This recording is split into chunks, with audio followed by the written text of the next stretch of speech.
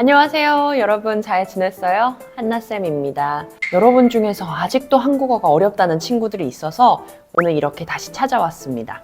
한국어 공부에서 진짜 중요한 팁 5가지를 가지고 왔으니까요. 여러분 한번 잘 따라와 보세요.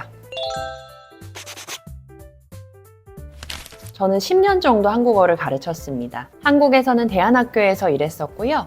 해외에서는 글로벌 회사에서 일하면서 한국어를 가르쳤습니다. 오늘 콘텐츠뿐만 아니라 한국에서의 삶이나 한국 직장 생활에 대해서 궁금한 것들이 있으면 댓글에 남겨주세요. 첫 번째 팁을 공유해 드릴게요. 여기 혹시 듣기가 어려운 친구가 있나요? 그럼 오늘부터 K-드라마를 많이 보세요. 그리고 예능도 많이 보세요. 하지만 어떤 예능을 보느냐가 중요합니다. 핑계고나 유퀴즈 같은 일상생활과 좀 연결된 그런 프로그램을 좀 추천하고 싶습니다. 그러면서 계속 반복되는 문장이나 단어들에 집중하면 좋아요. 왜 듣기가 어렵냐면 여러분이 읽고 또 이야기하는 그 발음하고 네이티브가 이야기하는 것과 좀 달라서 그렇거든요. 여러분이 알고 있는 단어나 어떤 표현들을 한번 보고 어떻게 네이티브가, 어떻게 한국 사람이 말하는지를 잘 들으면서 한번 비교해 보세요. 그리고 듣고 따라해 보세요. 그러면 듣기가 금방 좋아집니다. 예를 들어서 많아요 라는 단어가 있어요. 그러면 여러분이 자막을 읽을 때 많하요, 많아요 이렇게 읽는데요. 사실은 한국 사람들은 많아요, 많아요 라고 말합니다.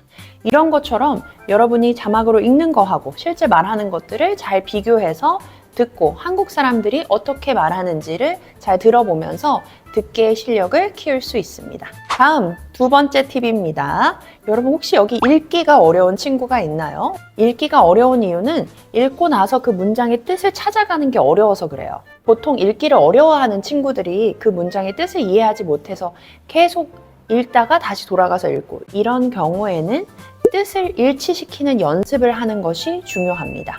그리고 중요한 것은 중간에 잘 끊고 읽어야 돼요. 오늘 너무 바빠서 친구 집에 가지 못했어요. 이런 문장이 있다면 오늘 너무 바빠서부터 끊고 그 문장을 이해하고 그 다음에 다음 문장으로 넘어가야 합니다. 그리고 그 문장을 잘 끊어서 읽고 그 다음에 그 문장이 확 보이면 그 다음 문장으로 넘어가야 합니다. 이렇게 반복적으로 연습하다 보면 자연스럽게 읽기가 좋아질 겁니다. 자, 3번째 팁입니다, 여러분. 말하기를 정말 어려워하는 친구들이 많죠. 그런데 우리 센터에 프리 토킹 세션도 있고 언어 교환 세션도 있는데 왜 안 와요?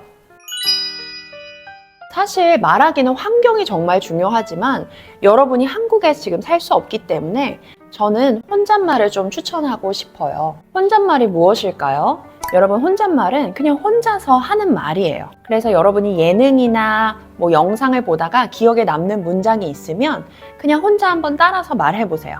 혼잣말 하면서 질문하고 대답하는 것도 정말 중요하거든요. 혼잣말이 실제로 언어 능력에 긍정적인 영향을 미친다는 그런 연구 결과들도 많이 있습니다. 뭐 예를 들어서 오늘 여러분이 예능을 봤어요. 어떤 사람이 이야기했어요. 와, 정말 대단하시네요. 어떻게 이걸 다 하셨어요? 자, 그러면 여러분이 이 문장을 듣고 나서 여러분 혼잣말로 하는 거예요. 영상을 보지 않고 그냥 와, 정말 대단하시네요. 와, 정말 대단하시네요. 그냥 혼자서 말하는 거죠.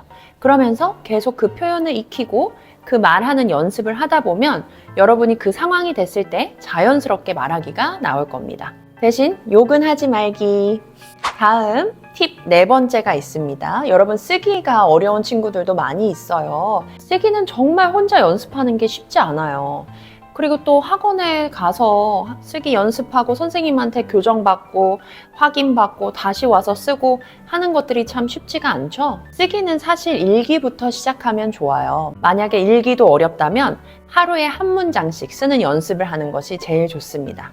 하루에 한 문장씩을 쓰면요, 하루에 한 문장이 일주일이 되면 글이 되고 한 달이 되면 이야기가 됩니다. 만약에 여러분이 문장을 쓰고서 맞는지 틀린지 자신이 없다면 챗GPT를 통해서 확인하셔도 좋아요. 요즘 챗GPT가 정말 똑똑해졌어요. 그래서 웬만한 문장은 챗GPT가 확인을 해줄 수 있습니다. 오늘의 문장을 그럼 한번 써볼까요, 여러분? 어떤 문장을 써볼까요? 자, 그러면 이런 문장을 한번 써봅시다. Today, I'm watching HH Korean YouTube channel to learn new tips. 자, 여러분 한번 한국어로 지금 써보세요. 정답은 뭘까요? 자, 정답은 저는 오늘 새로운 팁을 배우기 위해서 HH 유튜브를 보고 있어요 입니다. 여러분 잘 쓰셨나요? 자, 마지막 팁입니다. 마지막 5번째 팁이에요. 혼자 공부하다가 도저히 안 돼서 한국어 센터를 가야 한다면 어떤 기준으로 여러분 한국어 센터를 골라야 할까요? 많은 센터들 중에서 어떤 센터를 골라야 될지 모를 때는 지금 선생님이 말하는 것을 꼭 기억하세요. 첫 번째는 어떤 선생님한테 배우느냐가 중요하겠죠? 여러분, 지금 많은 센터들에서 선생님인데 한국어 교사 자격증이 없는 선생님들이 한국어를 가르치는 경우가 많이 있습니다. 그래서 여러분, 센터를 고를 때 한국어 교사 자격증이 있는지를 꼭 확인하세요. 한국어 전문 교사가 되기 위해서 꼭 취득해야 하는 자격증이 있습니다. 그래서 그 자격증을 취득했는지를 꼭 확인하고 그러한 센터로 가시는 게 좋습니다. 그리고 두 번째는 센터에서 어떤 언어를 가르치느냐가 좀 중요한 것 같아요.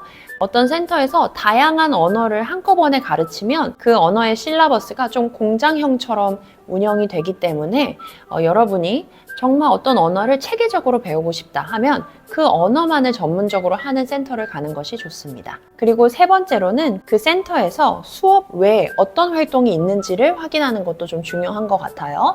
왜냐하면 수업에서 다 언어의 능력을 커버할 수 없기 때문에 그 다른 예를 들어서 말하기 연습이라던가 아까 말했던 다양한 연습들을 할 수 있는 센터가 그런 활동을 제공하고 있는지를 한번 확인하고 그리고 나서 그 센터를 정하는 게 좋습니다. 그러면 그 센터가 그 언어를 가르치는 것에 정말 진심인 곳이니까요. 여기까지입니다. 여러분 오늘 영상이 도움이 좀 되셨나요? 여러분 듣기, 말하기, 쓰기, 읽기 이런 것들을 우리가 다 같이 한번 팁으로 봤는데요. 영상을 끝내기 전에 Have a good day 어떻게 여러분 쓸 수 있을까요? 말할 수 있을까요? 자, 그럼 다 같이 혼잣말로 한번 따라해 볼까요? Have a good day는 좋은 하루 되세요 입니다. 자, 다 같이 한번 말해요. 좋은 하루 되세요. 맞아요. 좋은 하루 되세요, 여러분. 좋습니다, 여러분. 그럼 오늘도 좋은 하루 되세요. 다음에 만나요. 안녕.